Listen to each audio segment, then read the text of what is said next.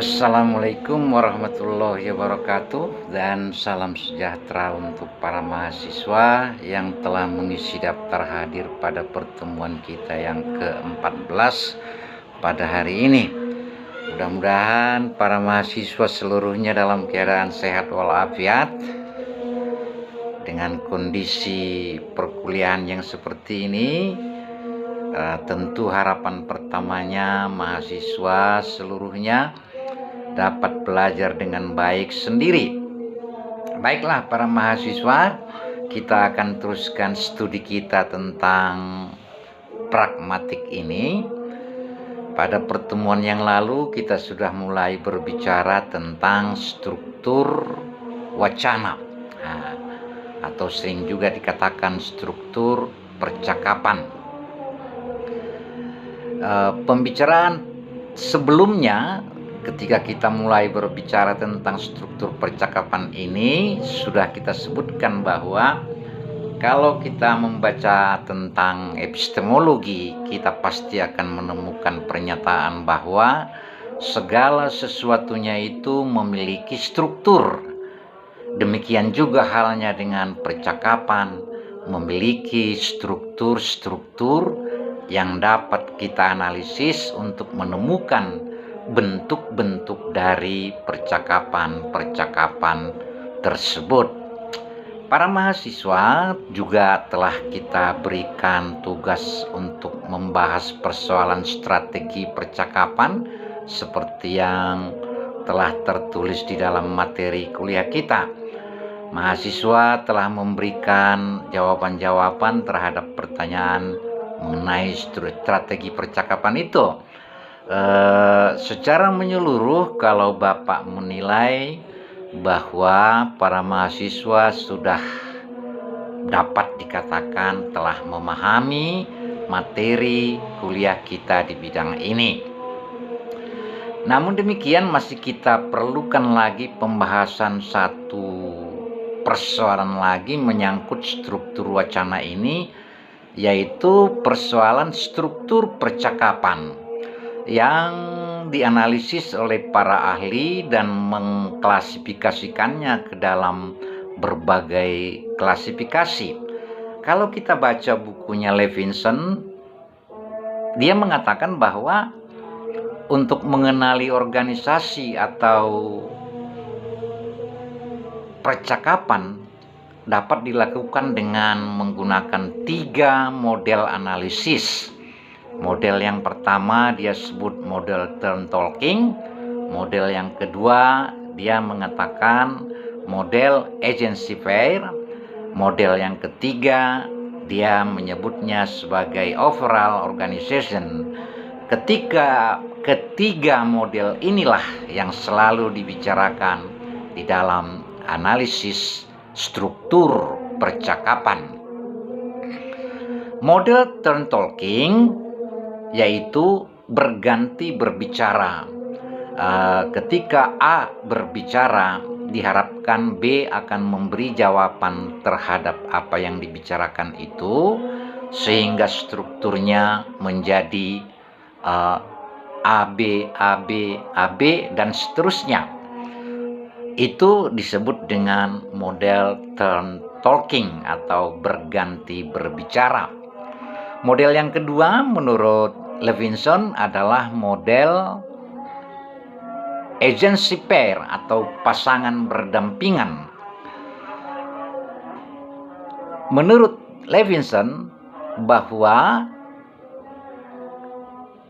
unit-unit dalam percakapan itu diisolasi menjadi unit-unit terkecil sehingga menghasilkan pasangan berdampingan.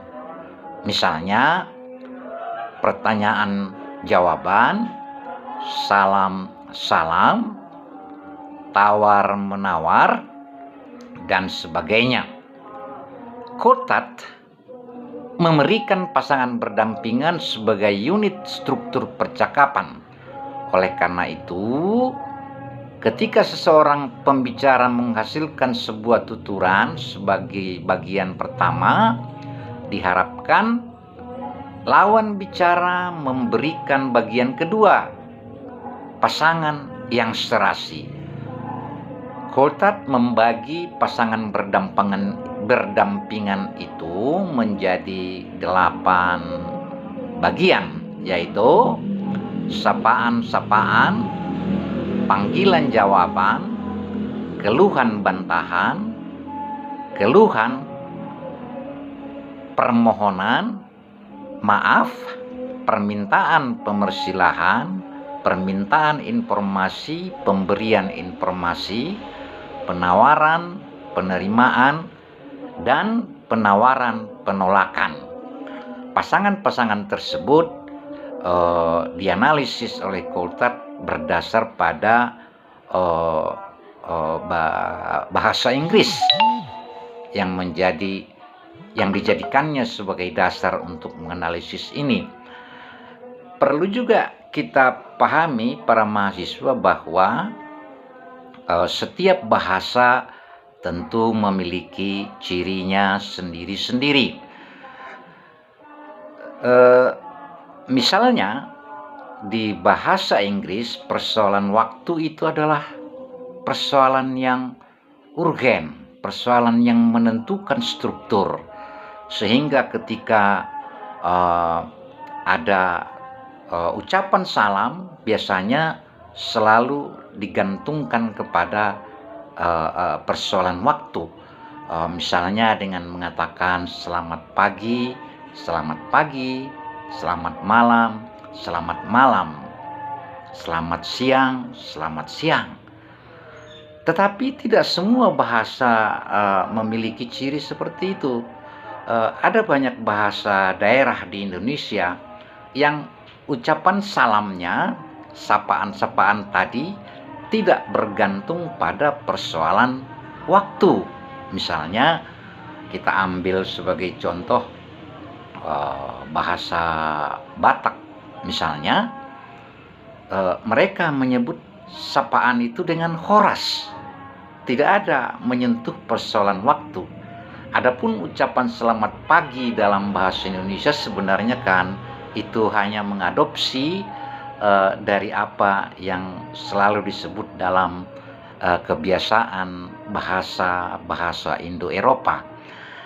Para mahasiswa, kalaupun telah disusun oleh Coulthard seperti itu, ada 8 agency pair atau pasangan berdampingan, bahwa sebenarnya hal itu bukanlah sesuatu yang permanen. Dapat saja bahasa-bahasa yang lain tidak membuat susunan seperti yang dikemukakan Coulthard itu. Oleh karena itu, bidang ini menjadi satu bidang yang perlu jadi bahan penelitian atau bahan perhatian para mahasiswa. Para mahasiswa yang berbahagia,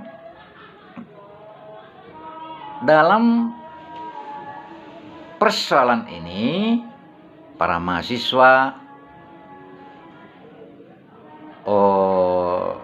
dapat mengkajinya sendiri dengan membaca referensi-referensi yang telah kita miliki. Bukan berarti bahwa apa yang telah tertulis dalam referensi-referensi dan bahan ajar yang kita miliki hanya sebatas itu persoalan struktur percakapan. Ada banyak bahasa yang kurang lebih tidak seperti apa yang diteorikan oleh Coulthard maupun Levinson tentang struktur percakapan itu.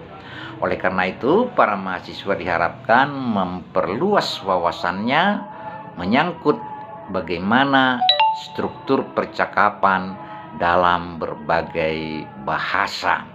Sebagai pengantar untuk persoalan ini, itulah dulu yang Bapak dapat sampaikan. Mudah-mudahan para mahasiswa dapat membaca sendiri bahan ajar dan materi-materi referensi yang telah kita sepakati sebelum proses perkuliahan ini kita mulai. Mudah-mudahan para mahasiswa dalam keadaan sehat walafiat keseluruhannya, dan selamat berhari raya bagi yang merayakannya. Mudah-mudahan semuanya dalam keadaan sehat walafiat.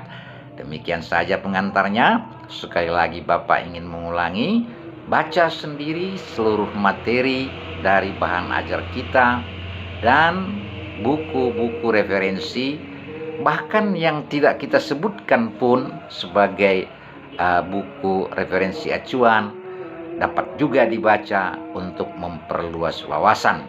Wassalamualaikum warahmatullahi wabarakatuh, dan salam sejahtera untuk kita semua.